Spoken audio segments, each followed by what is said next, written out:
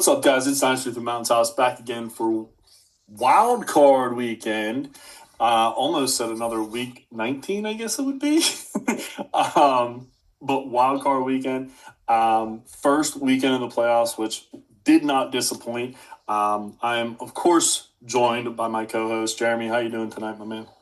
Doing fantastic, man. You cannot stop the moving train that is the NFL season as much as I want to. Even slow it down because at the end of the season it's so disappointing. But man, oh man, was the wild card weekend one of the more fun ones that we've had in quite some time. Yeah, 12 lead changes in the fourth quarter, I think I heard. Like, we're going to get into the playoffs and talk all about that, but and I know this is a Dynasty podcast, but right now we're in the playoffs. There's not much you can do. So we're going to talk about that this week. Just some incredible games. Some people put capes on. We're going to talk about that down the stretch. Some people got lost jobs, quit jobs, things like that we'll talk about as well, which is interesting. 2 weeks in a row, two of the pillars, especially in the AFC North, both one loses their job, one leaves their job in John Harbaugh and Mike Tomlin. What are your thoughts on that, man? I think, speaking from a Pittsburgh fan, watching the situation, I respect Tomlin for what he's done. I respect Tomlin for what he has brought to the city, the numerous winning seasons, the perennial playoff hopes, even though, you can say what you want about them, but the cliche is there's some teams that would kill to have a winning season every season. Well, I agree. But this was a breath of fresh air that we all needed, I think, as a fan base and as an organization. It kind of was not necessarily a reflection negatively toward Tomlin or negatively toward the Rooneys. It just was a matter of, hey, let's try to shake things up here. What we're doing is not working.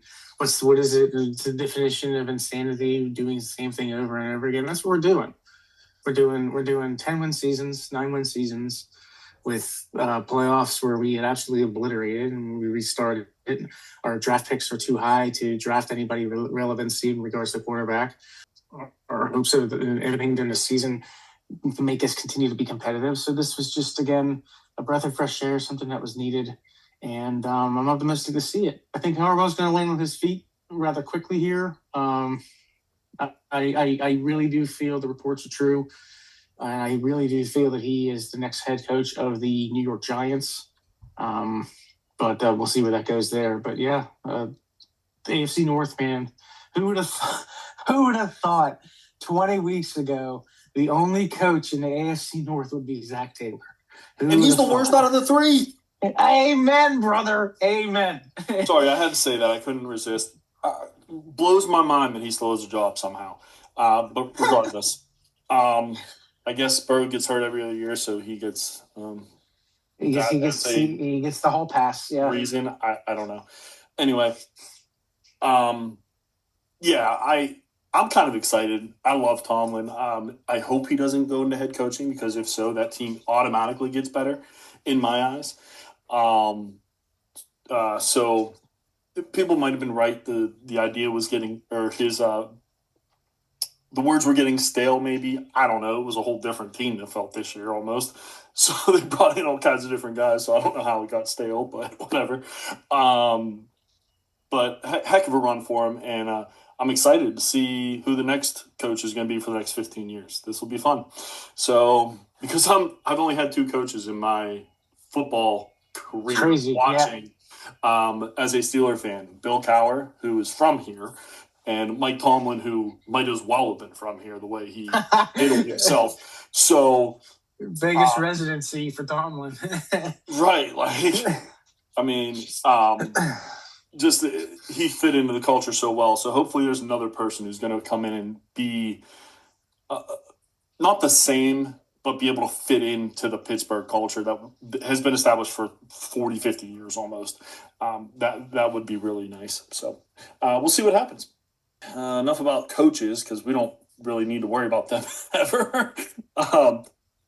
We're going to talk today about end of season rankings and tiers, and I'll explain what that is going to be in a minute here. Also, second season, talk about some rules and strategy for a playoff fantasy game that I've been playing for about 3-4 years now. And then we're going to obviously talk about the thing that matters in NFL right now, which is the playoffs, and break down. Since there's only 6 games, we're going to try to break down every game if we have some time. So we're going to go through that today, starting with end of season rankings. So this was something I created at the beginning of the season, and I kept it going for the whole season. It's based off of your weekly finishes in your specific position. So quarterbacks and tight ends, if you were top 6, you got 5 points. If you were top 15, you got 2 points, and it's all out of 5 points. That's not a huge deal. It's just obviously top 6, you get more points or further ahead, higher in the ranks. So wide receivers and running backs, top 10 and top 24 for 2 points. So obviously because there's less quarterbacks and tight ends that matter in the league, we obviously went a little bit smaller in their numbers. So, and this is based off a finish per game, meaning if you're one of those boomer bust players, like former Gabe Davis, first name I could think of, that's a definite boomer bust. He doesn't rank very high in this system in his prior years, I'm sure, because it was either 150 yards and 2 touchdowns or 2 yards and no touchdowns. Like, there wasn't much in between, right? So obviously those boom weeks, you're going to get the max points, but in the zeros, you're not going to get any points. So kind of trying to figure out who the most consistent player was on the year is kind of what this system that I created was trying to figure out. So I really used it to try to work some trades that no one really realized. This is what the reason that I set this up for. So we're going to use the rankings and kind of talk about that a little bit. But you also must have played in 12 games or more and made a play in those games. Because if you had a 0, I didn't count that as you played. And then must have had top 6 for quarterback and tight end or top 10 for wide receiver or running back to even be considered in the list. If you didn't even make that, you weren't even in the list. Sorry, Jordan Addison. I believe Jordan Addison missed the list. So after all that said, we're finally going to start the tiers here.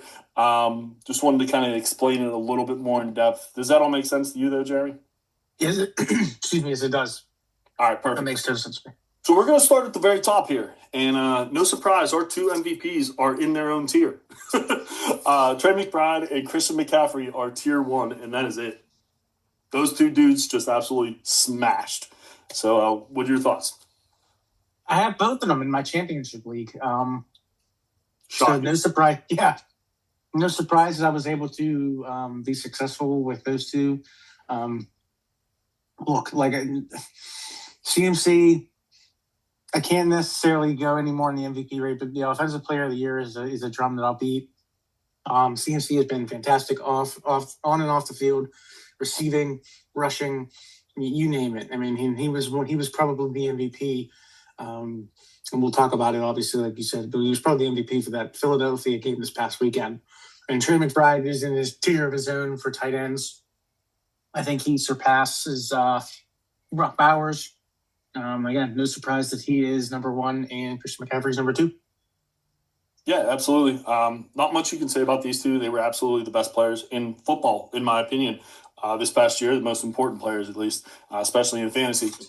Second tier, we start with Devon Achane, Bijan Robinson, James Cook, Puka Nacua, and Jackson Smith-Njigba.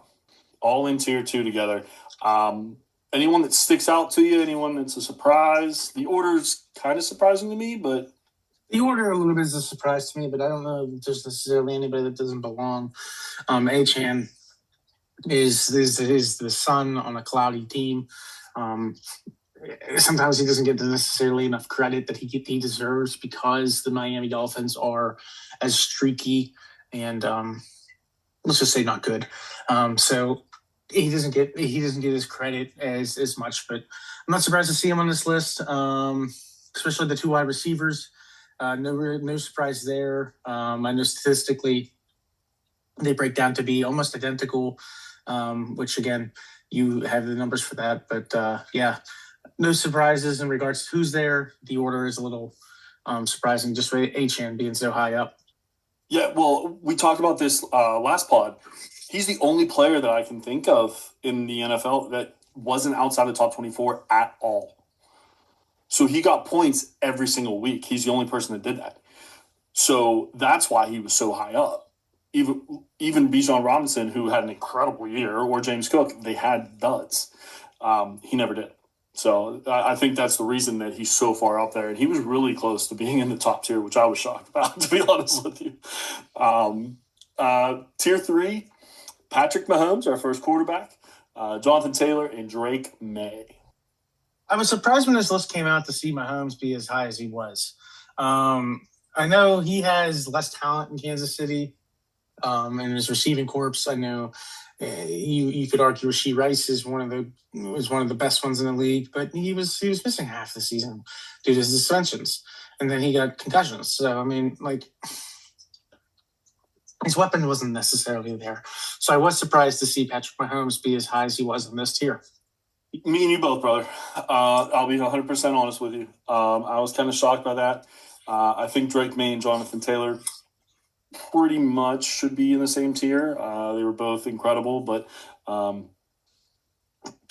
Jonathan Taylor kind of faltered down the second half of the year, so he fell a little bit. Obviously, he was in that McBride-McCaffrey tier the first half of the year. He might have been in his own tier the way he was playing the first half. So, but yeah, I was kind of surprised about Patrick myself, so I do agree there. Next up, we have Josh Allen, Dak Prescott, Travis Etienne, Matthew Stafford, Brock Bowers, Derrick Henry, and Trevor Lawrence. Tier 4. Now, we could tell that this was done not by me, because Matthew Stafford would be much higher on this list for. I mean, this isn't my choice, by the way. I know. This is not personal preference. This is statistical onset. So, on that note, let's just make sure the MVP voters don't see this list, because again, my vote is Matthew Stafford over this. But no, tier 4 is pretty hefty crowd. Okay, you mentioned them again. To read them off real quick: Allen, Prescott, Etienne, Stafford, Bowers, Henry, Lawrence. I mean, you got a nice, solid mix of positions in there, age, consistency, different teams, successes. So, I mean, it's cool to see how tier 4 breaks down, because you have the Dallas Cowboys that weren't necessarily successful, and then you have the Jacksonville Jaguars that finished the season on like a 7 or 9 game win streak. So, seeing those two players and be 12 and 13 respectfully, with having two totally different teams around them, just highlights the aspect of fantasy football. Yeah, absolutely. I was shocked that Brock Bowers even made the list because of how many games he missed. But he played a lot of games hurt, so that was why. And this tells you how bad the tight end position actually is, because he didn't have a great year, and he's still in that fourth tier. So I was pretty surprised by that. And Travis Etienne had an incredible year. Just wanted to say his name one more time, since he had such a good year there. So tier 5, this is a little bit bigger. We're starting to get in these bigger tiers here. Jahmyr Gibbs, Javonte Williams, Jalen Hurts, Chase Brown, Caleb Williams, Bo Nix, Saquon Barkley, Amon-Ra St. Brown, Justin Herbert, Jared Goff, Jake Ferguson, and Tyler Warren.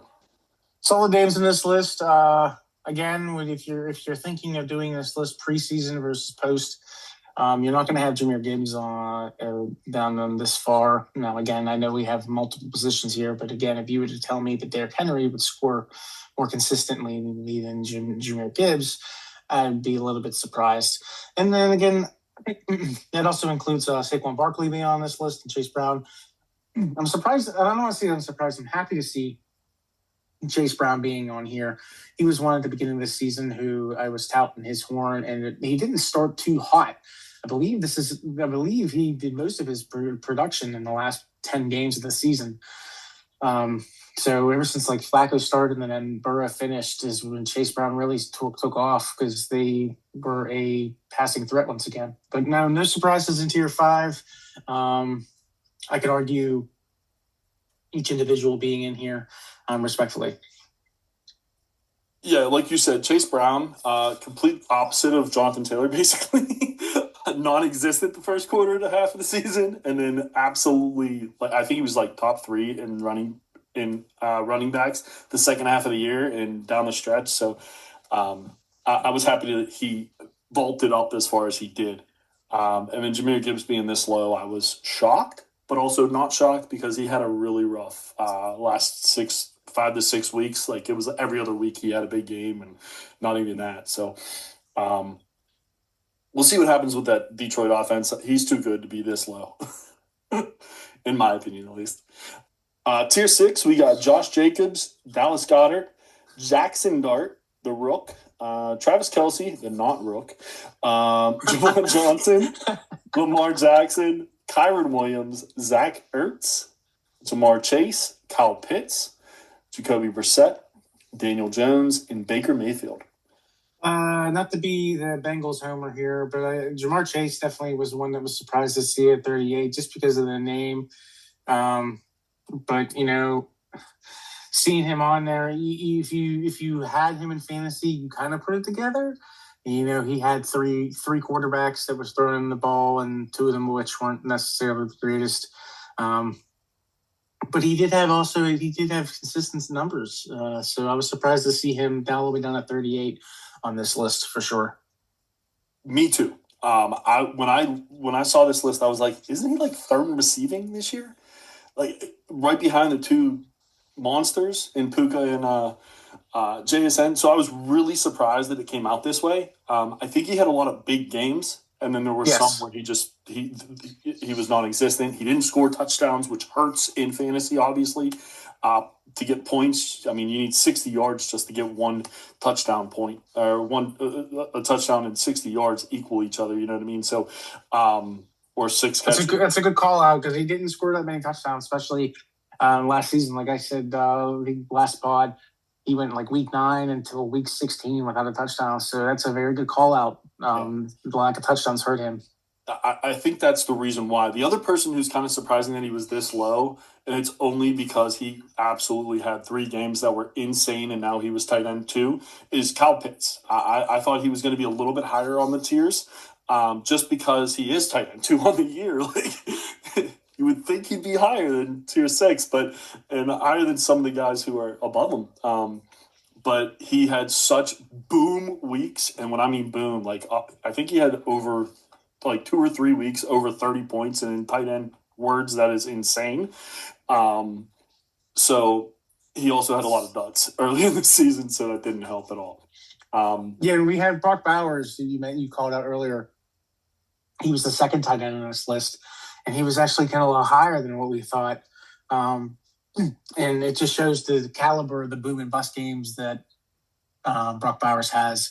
Because he had very similar boom bust type tendencies, and he is much higher on this list. So it just shows not only the frequency of those happening, the consistency of a boom and bust player still could outrank the consistency or the inconsistency of a boom and bust player, because you at least have those moments where you can at least rely on, hey, every 2-3 weeks I know I'm going to have something, kind of like a Kittle. That's a great call. Yeah, Kittle's a great point. He's not on this list because he missed too many games, but great point to that, where he might have 2 out of 3 weeks that are boom and 1 that's a bust, where Kyle Pitts had like 1 out of 4. 1 out of 4 was insane. Like yeah, I like that. Right. 1 out of 4. And played all games. That helps as well in the full stats. So that makes a little bit more sense. I appreciate you saying that. We're going to go to tier 7, which is DeAndre Swift, Jalen Warren, Jordan Love, George Pickens, Sam Darnold, Devontae Adams, Ashton Genty, Breece Hall, Chris Olave, Colston Loveland, and Harold Fannin Jr. I like to see Devontae Adams on this list, especially because it shows, again, what we were talking about just from the previous players, the assistance of touchdowns. Devontae Adams did not have the yardage this year that I was anticipating him to have. He didn't suck, but he didn't have the yardage that he had. And then he missed the last 3 or 4 games of the season due to a busted hamstring. But his red zone targets and his red zone touchdowns were just absolutely off the charts. I believe he led the league with touchdowns until week 14, 15, and he didn't play for 3 or 4 weeks prior to that. So it just shows the chemistry that he had with Stafford And it shows, again, him making the top 50 here. And he didn't have too many splash weeks or anything like that, but it just shows the consistency of the touchdowns, him getting that 6-7 points every single week, or sometimes twice, really helped carry him. Absolutely. And the one that I was surprised about was George Pickens. I thought he would be much higher. He was more valuable than the tier system is showing you, obviously. I think he was, top 5 in wide receivers. So he must have had a lot of, boom bust as well. And it might have been he had a lot of good weeks, but just outside the top 24 is what I believe happened. So a wide receiver 3, which is a great week when you had George Pickens, because you didn't expect him to be a wide receiver 1. He was kind of expected to be a wide receiver 2, 3 because of CeeDee Lamb, right? So he ended up overperforming, but at the same point, had those boom weeks, but was consistent as well. But just outside those top 24, I believe. So, but I had to say something about George Pickens for you, because I knew you weren't going to be happy to see him in tier 7 after touting him all year long. All right, tier 8, we have RJ Harvey, Hunter Henry, CeeDee Lamb, Nico Collins, Quentin Johnston, AJ Barner, Colby Parkinson, Jamison Williams, CJ Stroud, Dalton Schultz, and Bryce Young. Is it the good old eye rub, like you can see in cartoons, when I saw CeeDee Lamb on here all the way down to tier 8?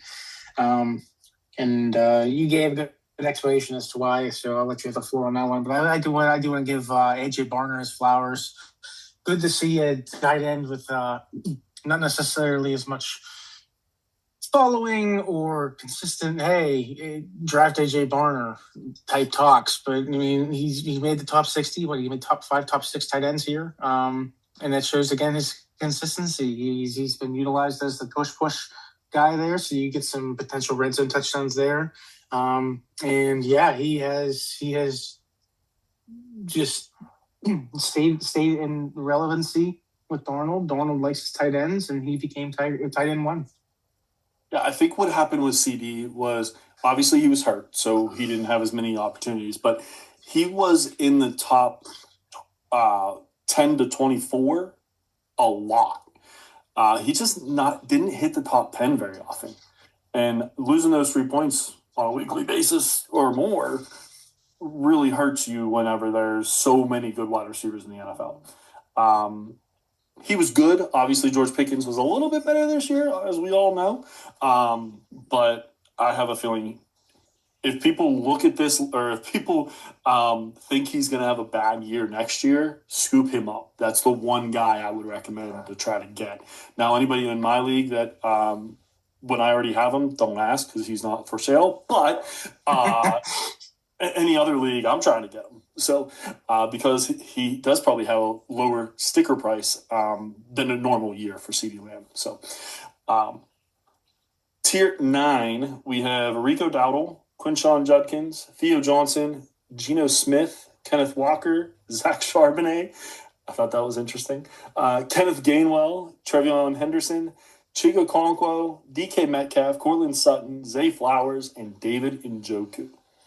No, I think the telltale sign is right there. You kind of chuckled about it, but I think tier 9's bright spot is the Kenneth Walker, Zach Charbonnet being on top of each other. That's pretty crazy to consider, especially when one has such higher ADP than the other. But yeah, I mean, with your stats here and your sheet here showing the consistency, to have the running backs be 1 and 2 on top of each other is wild to see.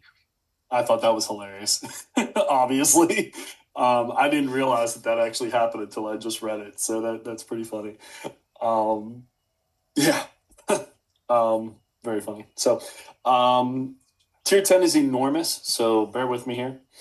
AJ Brown, Stephon Diggs, Aronde Gadsden, Tony Pollard, Wan'Dale Robinson, Jalen Waddle, Deebo Samuel, Mecca Ibuka, Mark Andrews, Cam Ward, Michael Pittman, David Montgomery, Ladd McConkey, Ramondre Stevenson, Woody Marks, Tyrone Tracy, T. Higgins, DJ Moore, Michael Wilson, Kyle Monangai, and Kareem Hunt. So quite a few names in this list. We're getting a big tiers at this point. We have, 4 or 5 tiers left. So Yeah, big tier here. I don't know if I should be happy or if I should be concerned. A lot of my guys are in this tier. Maybe happy because they're more flex guys that I like, and to see them being on this list consistency wise, for a flex, I'll take it. Like your Wandale Robinsons, I touched base on him last week, and in his underrated season and what he has been able to do in a contract year. Woody Marks, Tyrone Tracy, both running backs I have in numerous leagues, both running backs I like at the beginning of the year and both running backs I now still at the end of the year. Woody Marks showed himself that he can carry the running back one stature, and Tyrone Tracy is a legitimate backfield threat, even when Scatterbo comes back, because I need to see Scatterbo at 100% before I worry about Tracy losing touches. no, I agree. And the one name that I just like to show is Michael Wilson. He had an incredible back half of the year, or I guess 5-6 weeks. That was absolutely incredible, right? But this is for the full season, and that was just a really small piece. The rest of it is kind of bad. So obviously he falls a little bit in that aspect. Wandale Robinson, I think he was just consistently good. Not great, not amazing, consistently good. And that puts you into a higher, if you're healthy and are consistent throughout the whole season, you can see what Wandale ended up doing. He was the top 15 in the league, I think, wide receiver wise, in a lot of categories.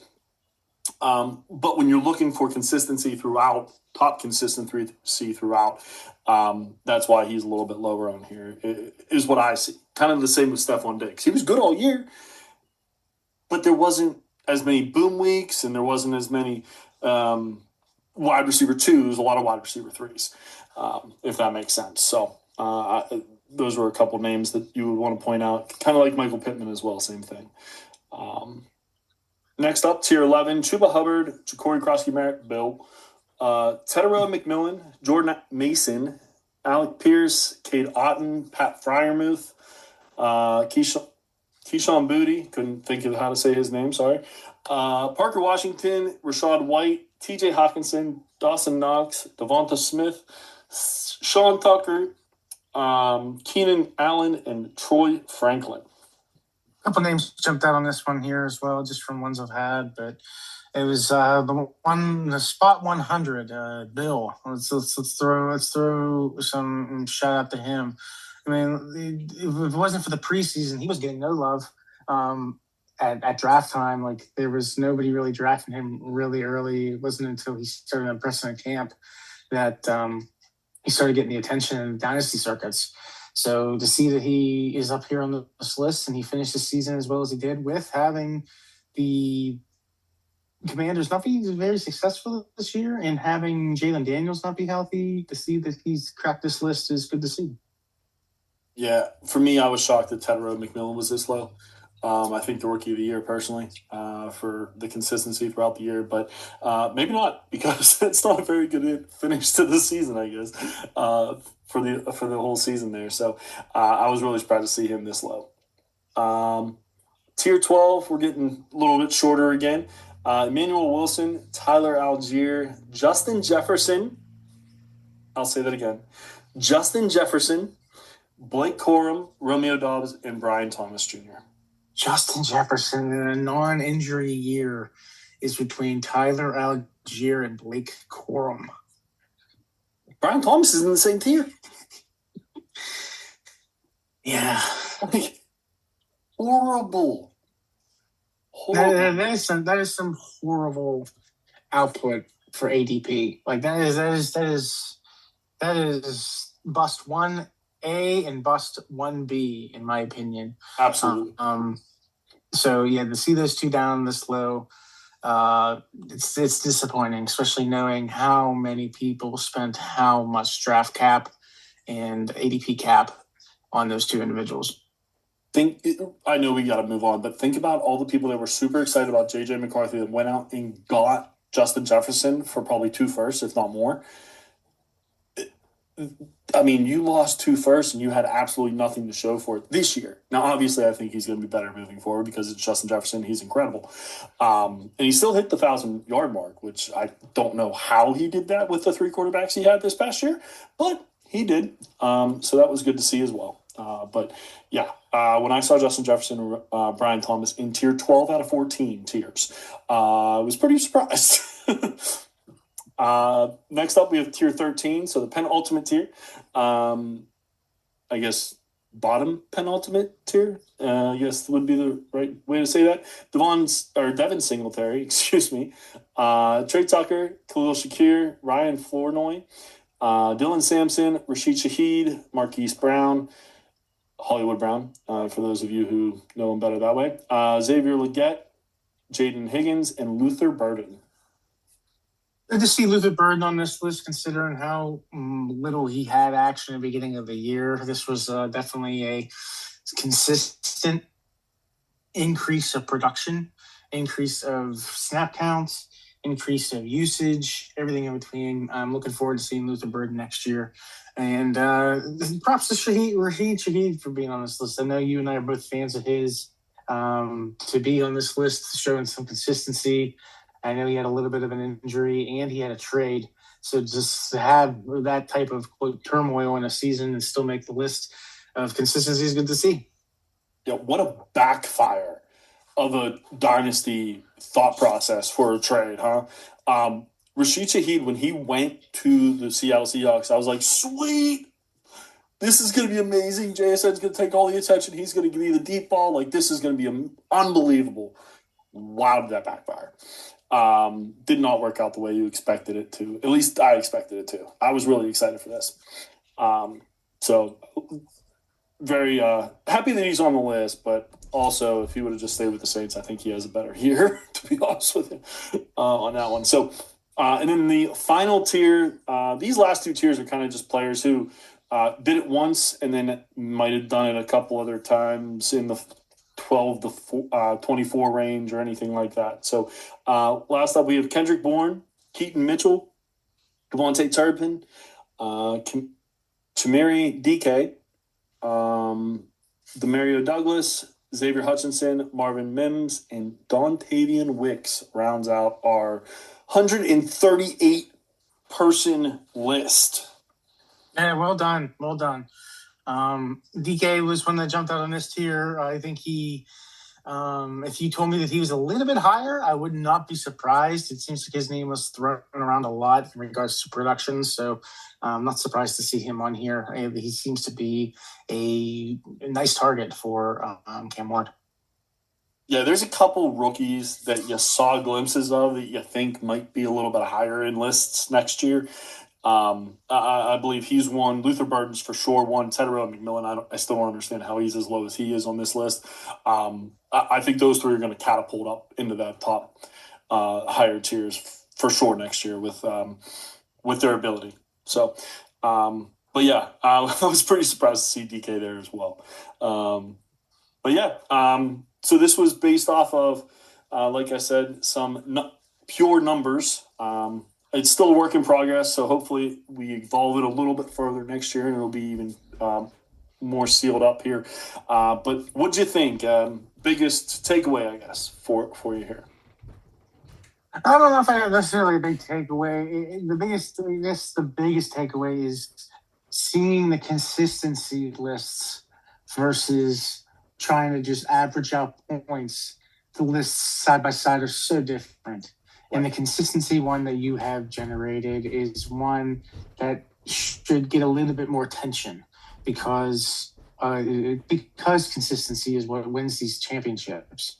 If anybody can have a player that hits 38 points, okay, great. You've hit eventually the equivalent of hitting a lottery scratch-off ticket.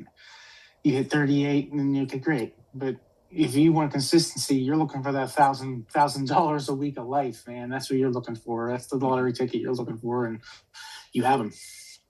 Yeah, that's kind of why I did it, was because I wanted to see. I don't really care if you have a big boom week; it helps, obviously. But if you have consistent players on your team, it's going to make you win more consistently, obviously. because scoring 130, 140, whatever your number is a week, typically you're going to win. In our league, it's like 180.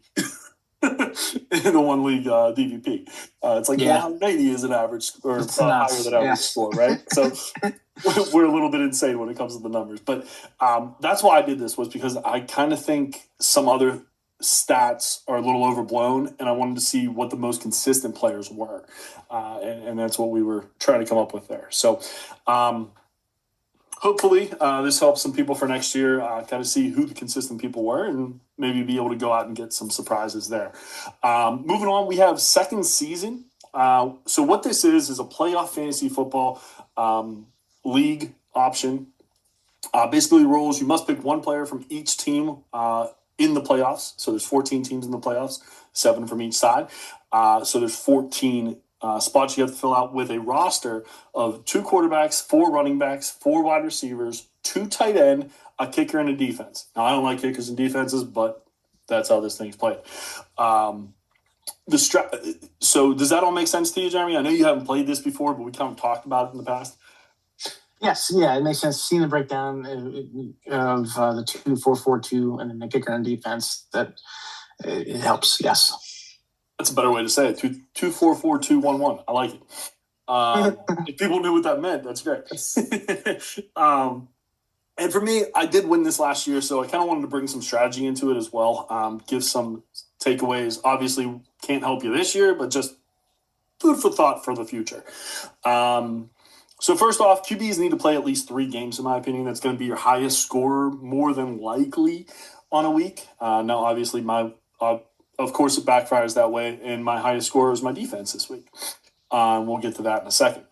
But don't use a quarter. That's why I typically don't use a quarterback from the number 1 seeds. So Sam Darnold and Bo Nix were out immediately for me because they would have to make the Super Bowl for it to be 3 games rather than all the other quarterbacks get 3 games and they're only in the NFC Championship game. Okay. So those 2 automatically kind of fall off for me. Not that I would kind of pick those 2 anyway, but just future reference. Kicker and defense are teams that you expect to lose in the first game because they're going to give you the most they're going to be the biggest variable week to week. You want to be as consistent as possible, as we talked about before. So I try to get the kicker and defense out of the way as fast as possible. So you pick those teams that you think are going to lose in the first week. Pick high-value tight ends or teams who you don't think are going to be in the playoffs long as well, if you don't want to pick the high-value tight end. So you either pick like a George Kittle or Dallas Goedert versus just Javion Sanders, who a lot of people think that the Carolina Panthers probably were going to lose this past week, which they did. But you would take that tight end so that you don't have to worry about their points moving forward, right? You still have the running backs, wide receivers, quarterbacks. That's who you want to have on a weekly basis. And then don't use a running back by committee backfields, meaning have a workhorse running back. Saquon Barkley, great example.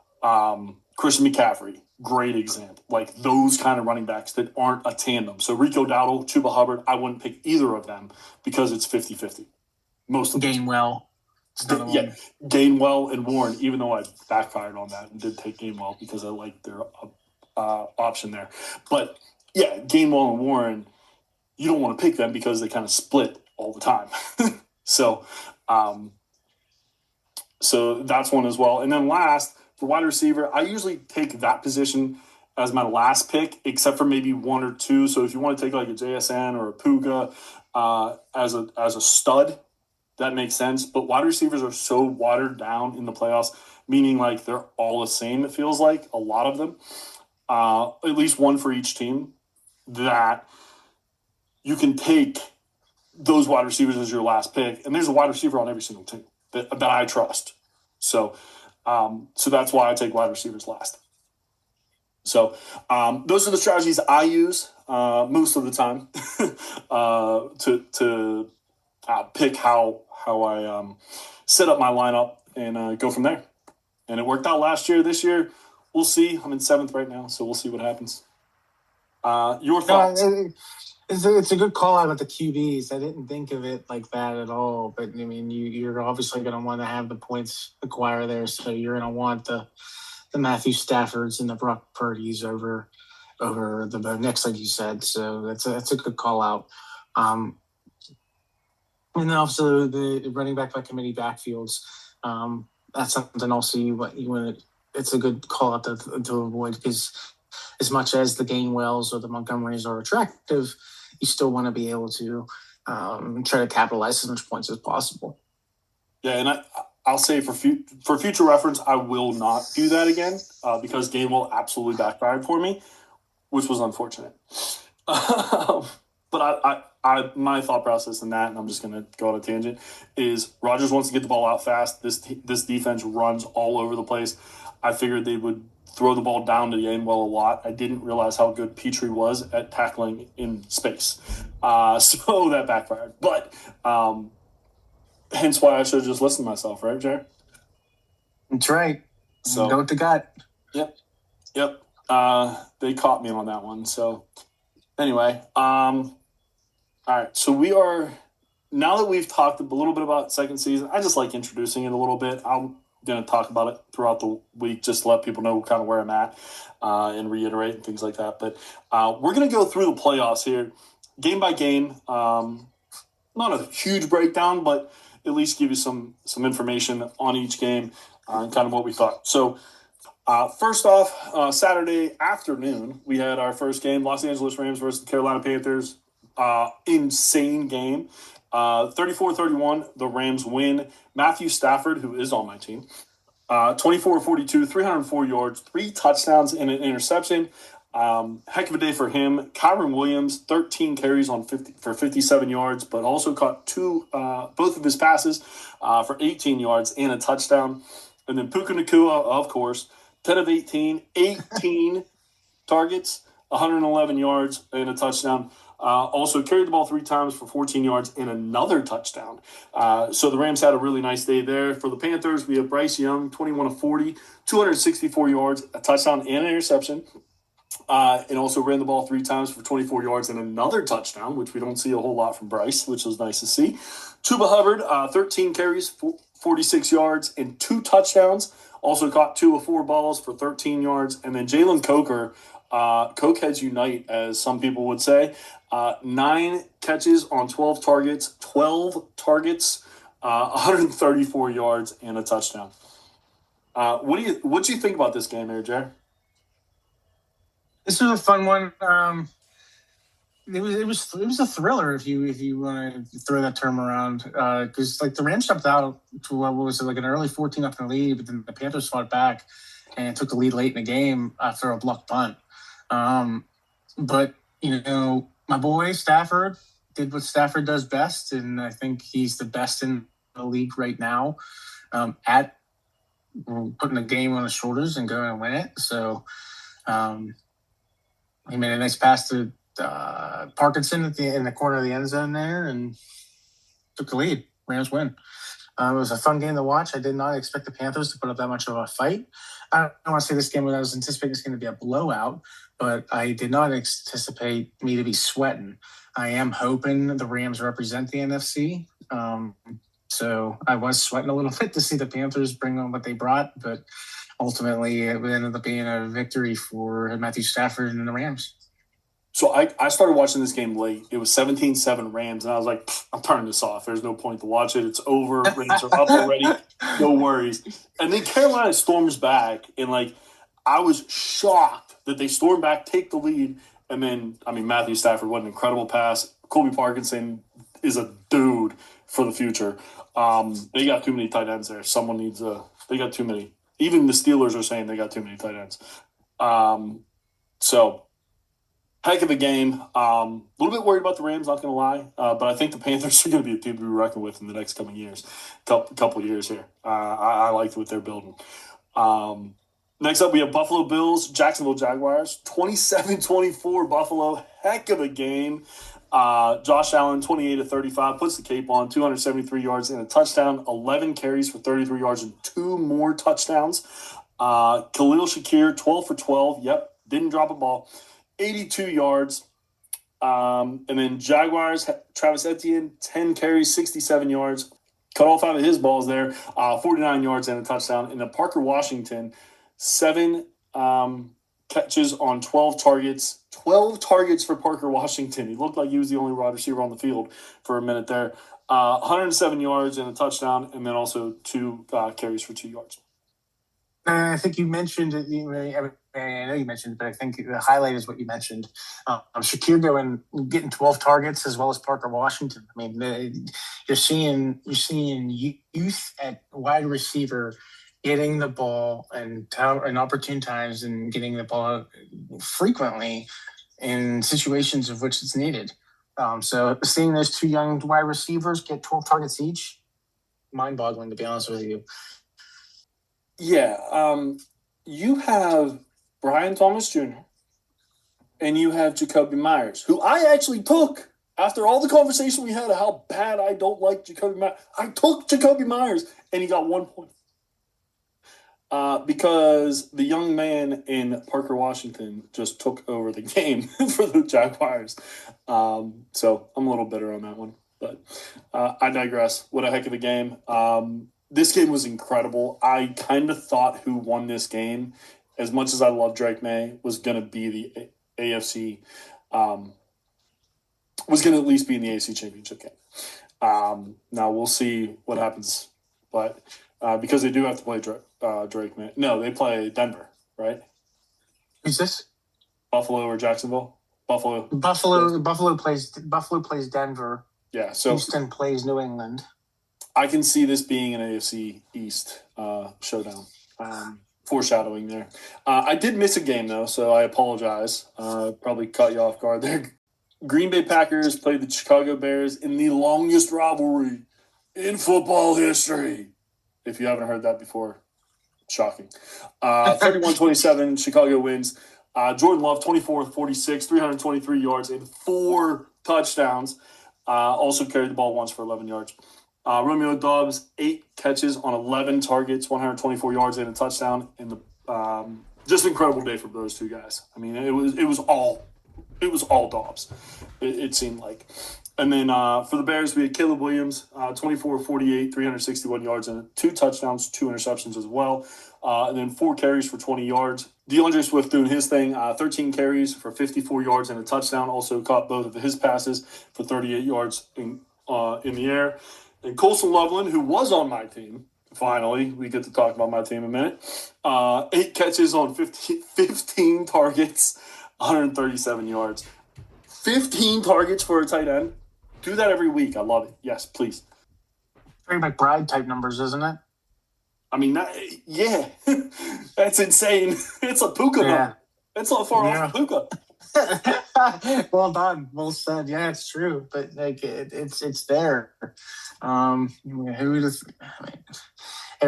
pick was scrutinized a little bit when they drafted him, but I mean, Ben Johnson knew what he wanted to do with it, and here we are. I mean, this was a fun one. This was. I love a good comeback game. I think they scored 25 points in the fourth quarter. Caleb Williams balled. So yeah, I think it was a fun one. One of the more exciting ones, especially with the comeback. And one that made a lot of bettors either really broke or really rich. Yeah, and for Caleb Williams, when he learns how to play in the first 3 quarters, this guy might be the best player in football. Because if he plays like he does in the fourth quarter, in the other 3 quarters, crown him. Unbelievable what he does in the fourth quarter. But to get down that far, you have to play. He does not play very well in the first half, is what I've noticed. I think they have 7 now fourth quarter wins, which is insane. Just means that Caleb Williams has ice in his veins, and so does the rest of the team. And pretty much whatever Ben Johnson does, I believe. So Coastal Loveland being his first pick, probably going to be pretty good. As far as the Packers, I mean, can't do. There was a number 1, and it was Romeo Doubs. Not much you can say about it. I mean, the defense let him down. It did. What I saw. Yeah, I totally agree. San Fran 49ers versus the Philadelphia Eagles. in Philly. The San Francisco 49ers pulled it out 23-19. In the first of quite a few what were deemed to be defensive games, kind of, which is shocking because of all the injuries for San Fran. But Brock Purdy, 18 of 31, 262 yards, 2 touchdowns, 2 interceptions, 9 carries for 24 yards as well. Christian McCaffrey, who, of course, is on my team. If you get to pick Christian McCaffrey, you take Christian McCaffrey. 15 carries, 48 yards, 6 catches on 8 targets, 66 yards, and 2 touchdowns, 1 from Jawan Jennings. And Demarcus Robinson, if you watch the first drive of the game, you would have thought this dude was going to have 3,000 yards in the game. 6 catches, 7 on 7 targets, 111 yards. They might have all been on the first drive, and a touchdown. For the Eagles, we have Saquon Barkley, 26 carries for 106 yards, 3 catches on 6 targets for 25 yards. And Dallas Goedert, who, glad I picked him. 4 catches on 7 targets, 33 yards and a touchdown. Also had a sneaky run for a 1-yard touchdown, which was phenomenal. That helped a lot. So that was kind of a genius move on my part. But outside of that, tell us about the game. Oh, it was a fun one, man. This too was a fun one. This one had a little bit of everything. Featured a trick play. Juwan Jennings threw a touchdown pass to Christian McCaffrey in the fourth quarter, which ended up taking the lead, the game-winning lead. And the Eagles went downfield the last drive and ended up being an incompletion. Let's pour one out. It's going unsaid here. Let's pour one out for George Kittle. The dude tore his Achilles. I don't want to be the injury on the year or on the weekend. Yeah, without a doubt. And it's obviously going to be one that lingers into the following season. Pick up Jake Tunges where you can. But it's sad to see George Kittle go, and it's such a significant injury. Overall, it was a decent game. Christian McCaffrey did Christian McCaffrey things. Yep.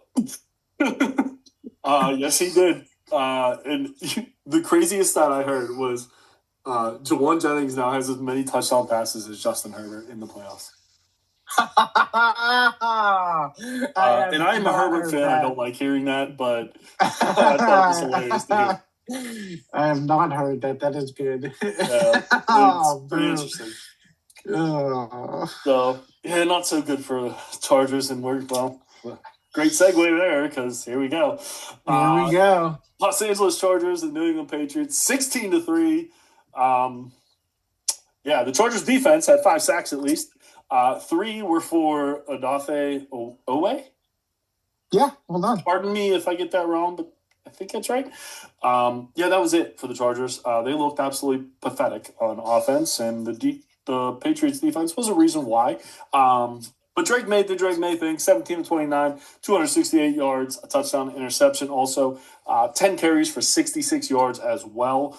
Not one of his best days, but got the job done. That's what matters. And Ramondre Stevenson, the guy who I continually talk about is not that good, played well today or this past weekend. 10 carries for 53 yards, also caught 3 out of 4 balls for 75 yards, total of 128 yards total. Offense for him. So nice day for Stevenson for sure. They're going to have to do a lot more against the Houston Texans that I just saw last night. So we'll see what happens there, but should be fun. Your reactions? The reactions definitely were the 5 sacks. I mean, that's you're not winning football games that way. And I think the running joke is there was the offensive line doing the introductions at the beginning of the game, and all their ranks were like in the bottom 5 or 6. So, like going into that game, it was the Patriots smelled blood in the water. They knew exactly what they were doing. Come halftime, I wasn't surprised, but yeah, I think you nailed it. I think the Patriots Houston Texans game is going to be a different story. I think both teams are going to need to do more. So I'll leave that to be a segue to you feeding us the Houston Texans Steelers stats, sir. And the game I don't want to talk about whatsoever. Houston understand. Texans. Yeah. Houston Texans versus what is said to be the Pittsburgh Steelers. Don't know if they showed up. 30-6, Houston wins. And honestly, if you watch the game, it was much closer than that. It got bad at the end of the fourth quarter. Yeah. However, wasn't good for the Steelers to begin with. But yeah, so for the Texans, Woody Marks has a career day, literally career day. 19 carries, 112 yards, and a touchdown. Christian Kirk comes back from the dead, apparently. 8 catches on 9 targets, 144 yards, and a touchdown. They do lose Nico Collins in this game. And the defense has 2 touchdowns, a sack, scoop, score, the 3 S's, and then a pick 6 as well late in the game to kind of seal it away. 4 sacks on the night as well to Aaron Rodgers, and 8 tackles for loss. I mean, the defense was the talk of this game for sure. The other 2, Kirk and Marks, they had really nice days on offense, but the defense came to play. It was incredible. For the Steelers, their defense played pretty well as well, to be honest with you. Even though the score doesn't look like it, but 2 defensive touchdowns is probably the reason why that score looks so bad. They had 2 fumble recoveries and an interception, also had 3 sacks. So a nice day for the defense. They only let 2 touchdowns in, one super late that I think they kind of let them have to try to get the ball. But rough game for the Steelers offense. There's not much else to say there about that part. But what were your takeaways? Yeah, takeaways are kind of like what you kind of hinted at throughout your recap here is the score doesn't necessarily reflect what this was. This was the defensive matchup that everyone hyped it up to be. That score could be 7-6, and we would be having the same conversations. The score got it was close to the first 3 quarters, like you said. And Texans only had like a 1-point lead, but then they exploded for 23 points in that fourth quarter. They scored 2 defensive touchdowns with the fumble return by Sheldon Rankings, and then the pick 6, like you mentioned, at the end of the game by Kalen Budluck. That right there, I mean, right there's 14 points. This was the defensive games of the weekend. So props to the Steelers defense. We can downplay the Steelers offense. We can also downplay the Houston Texans offense as well, because if it wasn't for the exception of Woody Marks and Christian Kirk, we have a different story. Yeah, Woody Marks has the most yards in his career. He finally hits over 100 yards rushing, which I figured he did already, but he didn't. And he was on one of my fantasy teams, so I believe that. And Christian Kirk, it looked like he was doing the old New England Brady deal where 5 yards, slant, catch, run. 5 yards, slant, catch, run. And it was working, and Steelers have never been able to stop it, hence why they always lost to Brady. So we'll see. I don't like this setup for the Texans, to be 100% honest with you, for going against the offense of the Patriots.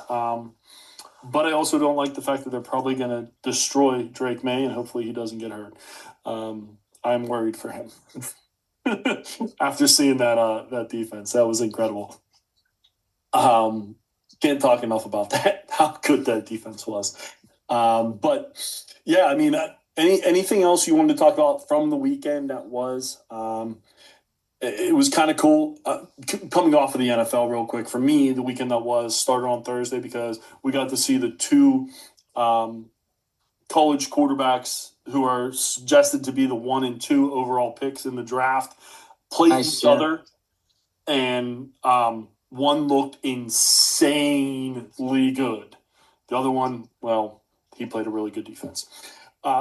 So Mendoza pushed himself, I think, head and shoulders above everybody else in the draft. I think it's a foregone conclusion the Raiders are now Mendoza's team. And not saying that Dante Moore's not good. It was a rough day for the Oregon Ducks. So that was pretty cool to see the 1 and 2 probably picks in the NFL draft playing each other to kind of see what happens. I know that had nothing to do with the NFL, but it does in about 3 months. So there you go. Yeah, it does. It does in the dynasty format, because these are names that are going to be relevant this time next year in the NFL NFL landscape. No, I think you batted it out of the park here. Mendoza looks fantastic. He looks to be the next quarterback of the Las Vegas Raiders. Good, clean kid, clean history. He's nothing really going on. He's successful. Not to beat up the Raiders, but he has now experience in taking a abysmal franchise and making it relevant again. I mean, Indiana was nothing 2 years ago. I mean, that football program was non-existent. That was a basketball team. So what he was able to do for Indiana, he's going to be able to do for Vegas, and it's going to be fun to watch. So it is relevant. So I'm glad you gave him his flowers. Yeah, I mean, they have a few pieces, a couple good rookie wide receivers that I don't know if they're ones, but probably twos. But obviously, Brock Bowers as your tight end is going to help Mendoza along, and Genty behind him is probably going to help him as well. And just have to fix that offensive line. Hopefully, it gets somewhat better, and this will be a fun offense, I think, with those three as the catalyst, and then some decent wide receivers on the outside. I got the feeling they'll probably go and sign somebody as well. But outside of that, I mean, Miami, Carson Beck, I think, is going to start moving up boards a little bit. Like, he looks like a player. I don't know why people aren't talking about him more. Did you watch the Miami game at all? Yeah, and I agree with you. I was surprised that he's not getting the type of talk that Mendoza's getting. Like, Mendoza's obviously head and shoulders better than the rest of the crew, but the fact that Carson Beck's not talked about as the next quarterback, it's a little odd because he has similar experiences. Man, that national title game is gonna be a blast. Yeah. Now, what happens? Well, we can talk about this later, but what happens if Carson Beck outplays Fernando Mendoza? That's what I can't wait to see. Because this Miami defense can give people fits. So we'll see what happens. But I'm excited. I think if he outplays Mendoza, it only helps Beck. It doesn't hurt Mendoza. I think Mendoza can only hurt Mendoza, and what I mean by that is if he pulls himself Abdul Carter type crap in the offseason. You know, he can handle himself and he doesn't do anything stupid and he handles himself accordingly, then I think he's going to be 101. Yeah, no, I agree. I think it's a foregone conclusion he's going to be in Vegas for sure. But I think Carson Beck might fly up boards a little bit coming up here after what you see here. And he's saying all the right things for a change. So that's good. But question for you before we turn the page. Oh, what are you doing if the Steelers draft Carson Beck with the draft here in Pittsburgh?